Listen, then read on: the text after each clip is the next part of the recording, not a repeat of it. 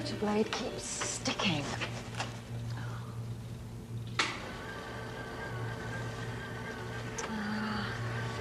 I reckon it needs a little more thrust.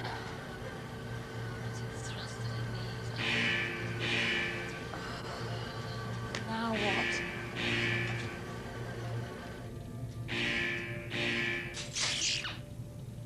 Stella, they're having another argument. Can you help? Thomas says I've got to wash my hands before I eat this sandwich. But look, my hands are clean. They might look clean, but they're not. Why? What's on them? They're all germy, covered in germs. I bet you don't know what a germ is. I do. It's like a bug. Invisible dirt. What? Can science and action investigate? I don't know who's right. Yeah, see what you mean. It's all very well saying you wash to get rid of germs, but have you ever seen a germ? If you can't see germs, how do you know if they're there or not? Sounds like a good investigation for Trish.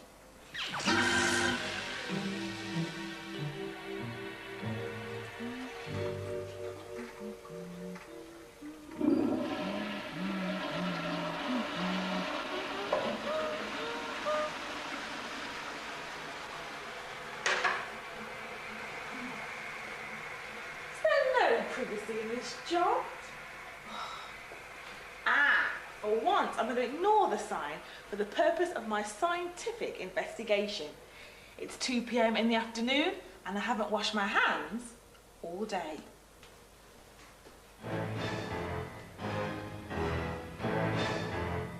I'm visiting a hospital laboratory where I can find out just what's lurking on my hands.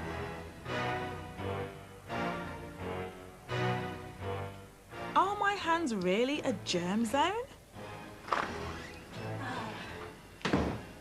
Andrew, hello. Oh, better not, Trish. Oh, yeah, I forgot. When are we going to start this investigation? I want to wash my hands. Well, Andrew Stacey is a microbiologist who can help me to find out just how germy my hands really are. So it's germs that we're looking for today, isn't it? Well, germs isn't a very scientific word. The better word is microbe. Microbe? Yes, these are small forms of life which are too small to be seen by the naked eye, but we can see them under the microscope. I'm just going to rub this swab over your hand and we'll pick up some microbes which we can then demonstrate. Okay. Okay, that's all finished. So that's it? That's it now. Oh, great. I can wash my hands. While I wash my hands and everything I've touched, Andrew prepares microscope slides using the samples he's taken from my hands. Microbes are all very small, but there are a whole range of different sorts of microbes. These are all one particular group called bacteria. We're seeing them magnified 1,000 times. There are different types of bacteria too. These pale pink rod-shaped bacteria are called bacilli. Guess where they came from? This sample contains bacteria called streptococci, which usually live up your nose. Andrew, all that living on my hands. Yes, Trish, but don't worry. Even clean hands have millions of microbes on them, and they're not all harmful. And of course, the hands aren't the only place where microbes live. Let me show you. Open wide. Okay.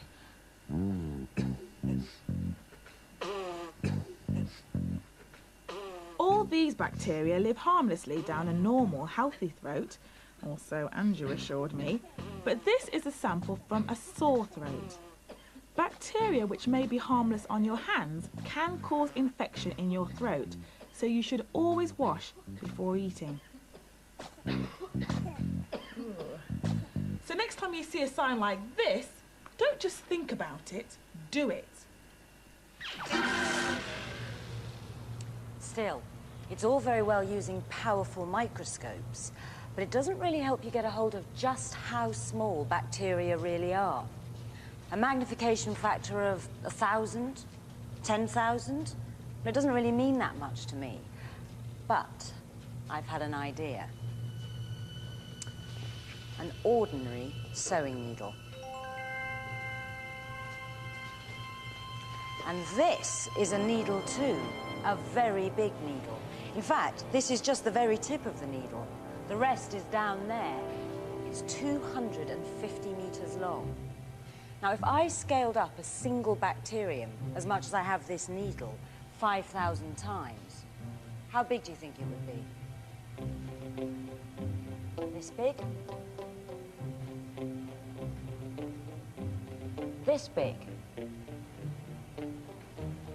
This big? It's this big. Bacteria are just one group of microbes. Some of them are much bigger. Scaled up 5,000 times too, an algae would be this big. A single-celled organism like an amoeba would be this big, but some are much smaller. Even scaled up 5,000 times, a virus would still be smaller than a fine pinprick. But there's another way of seeing these tiny things. They may be too small to see individually, but you can see large numbers of them. To live, bacteria, like all microbes, need moisture and warmth, and to feed and respire.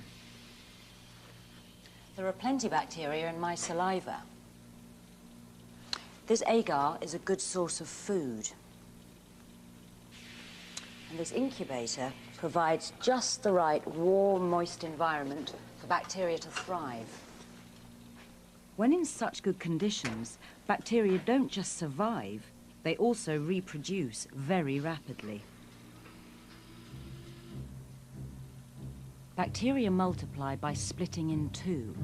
You start with just one, then it splits into two.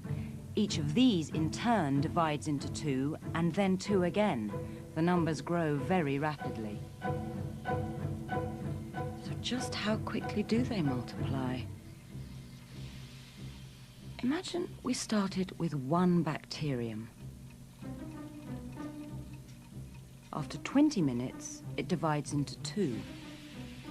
After 40 minutes, there are 4 bacteria.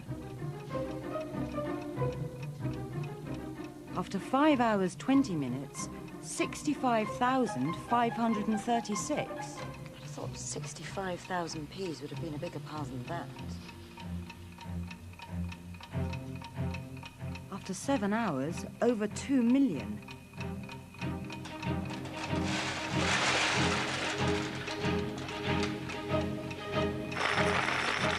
And after 12 hours, well, just how many do you think there are? 69,000 million.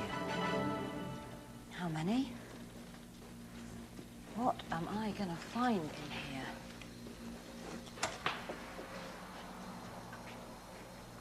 If you can actually see bacteria with the naked eye, there must be loads of them.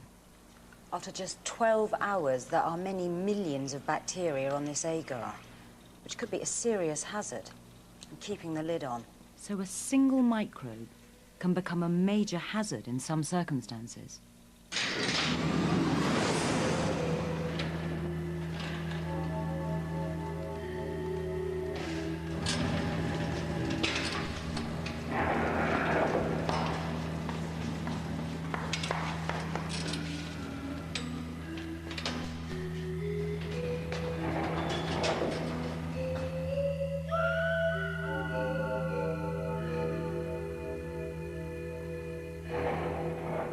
Imagine turning up for an operation and facing this.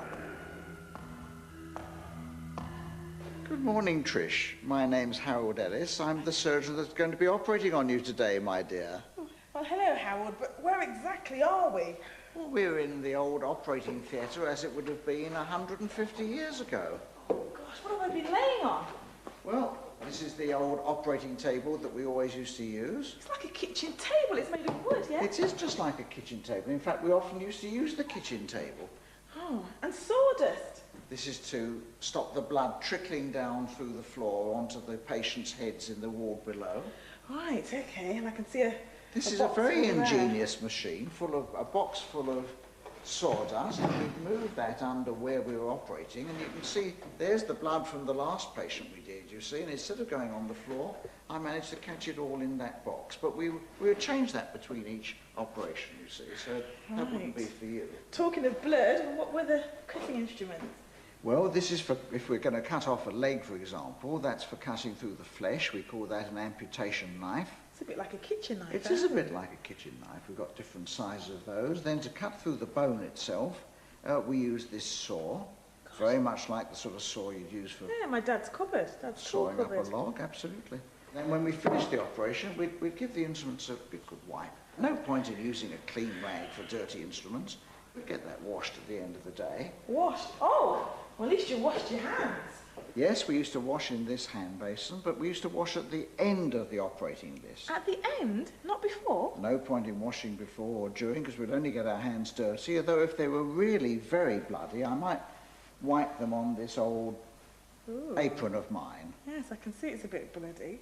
There was no cleaning up between patients. You can see why it's called a theatre.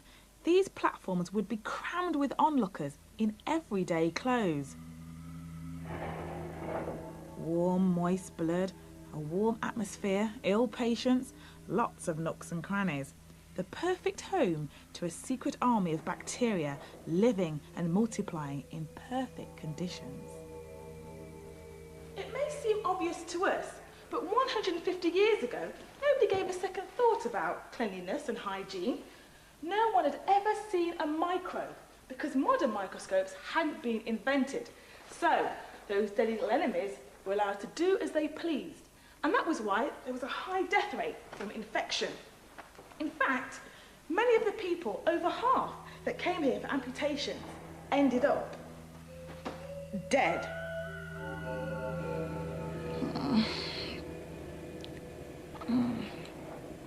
Oh, phew. This looks a bit more up to date. Operating theatres are rather different now.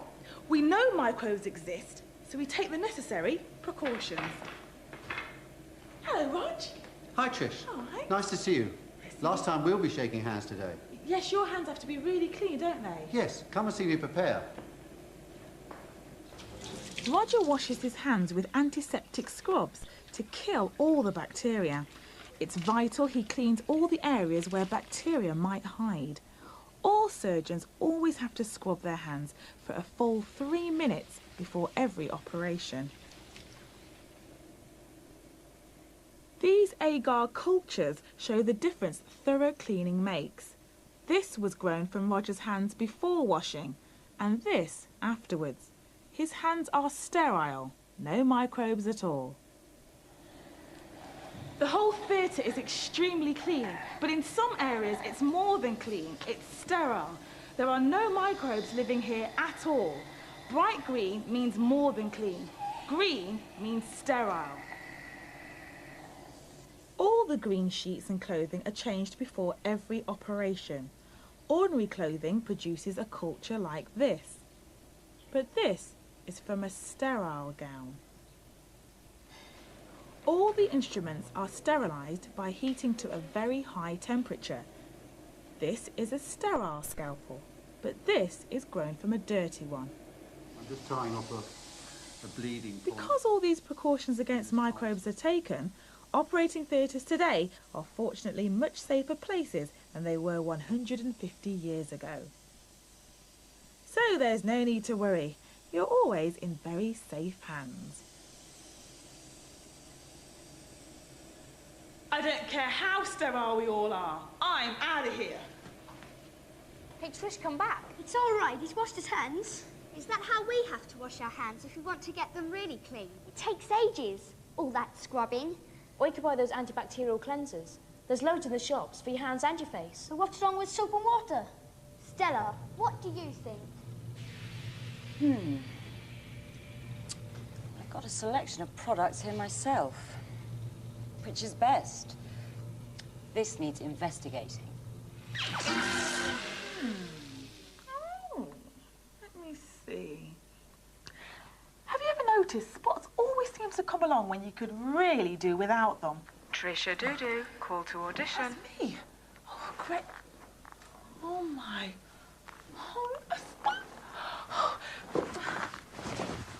Oh, why me? Just when I've landed this big audition, I'll go and get a spot. Everybody's going to be looking at my spot and not me. Why me? Why now?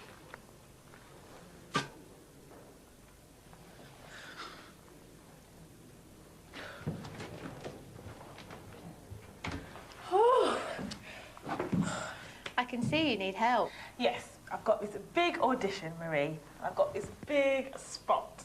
I have been eating chocolate. I mean, could that have caused it? Well, it won't have been the chocolate itself, which is great news if you like chocolate, but a diet which is rich in fresh fruit and vegetables will help with the healing process. But why today? I've got this big audition. Why has it suddenly appeared? Well, auditions, exams, even late nights will all cause more stress. More stress will cause spots. Why do spots happen? A spot happens with the natural oil on your skin and bacteria get trapped together in a pore. This pool of trapped fluid allows the bacteria to multiply and a spot forms. But if I wash and scrub my face really hard, can I get rid of all that bacteria and oil that produces spots? Will they go away? You should never scrub your face really hard because this will damage your skin. It will also strip off not only the bad bacteria but the good bacteria, which does no harm. What about the antibacterial cleansers that you can buy? Mild soap and warm water are just as effective as the antibacterial cleansers. The main thing is to wash your face twice a day with mild soap and warm water. This way you'll remove the build-up of oil and bacteria on the skin which can cause spots. So we know spots occur when too much oil blocks a pore and then bacteria gets trapped inside that pore. And it turns out that good old-fashioned soap and water can be just as good at keeping those nasty spots at bay. Another one! But when you get spots, how do you treat them? What you can do is use a cream which contains the active ingredient benzoyl peroxide, and that dries out the bacteria's natural home.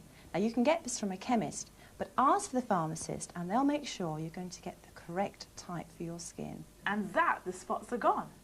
If only. Unfortunately, they'll take up to 2 months before they'll start to show effects, so you'll have to be patient. What do I do if it doesn't work? If they don't work after 2 months, then you'll need to go to see your doctor. Now, your doctor if the drying effect of benzoyl peroxide doesn't work, your doctor may prescribe antibiotic gels or tablets which kill the bacteria in the spot directly. So, the message is, don't put up with spots, they can be zapped. So, you've washed your hands properly, getting rid of dangerous microbes, but not harming your skin or the protective friendly bacteria too much. The big question now is, how do you dry them? Why not use a towel? A real towel or a paper towel? A real towel's okay if it's clean. But paper towels are always clean, as long as it's not been used.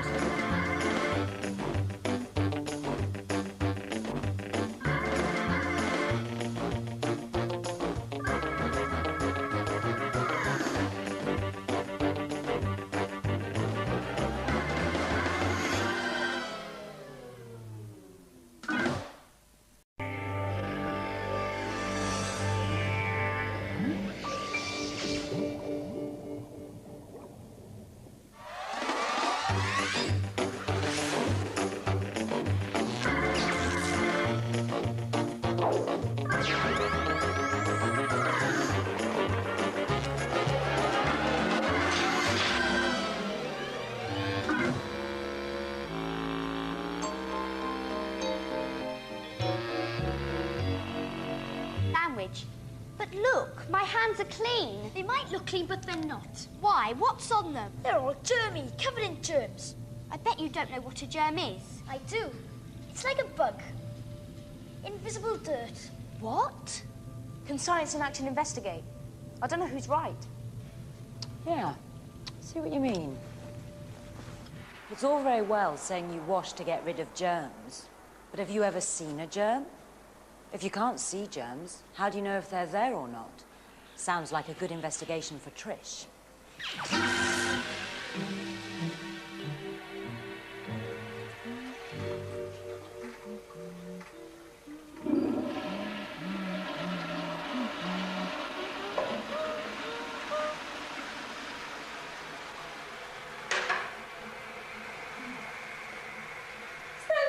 Privacy in this job. For once, I'm going to ignore the sign for the purpose of my scientific investigation. It's 2 p.m. in the afternoon, and I haven't washed my hands all day.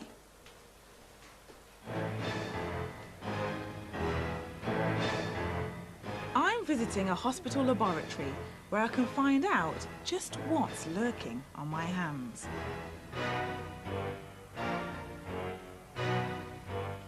Are my hands really a germ zone?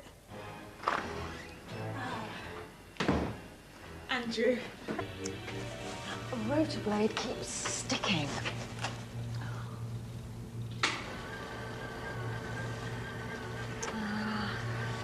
I reckon it needs a little more thrust.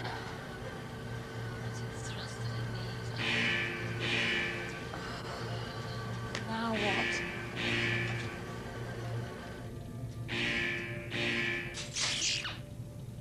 Stella, they're having another argument.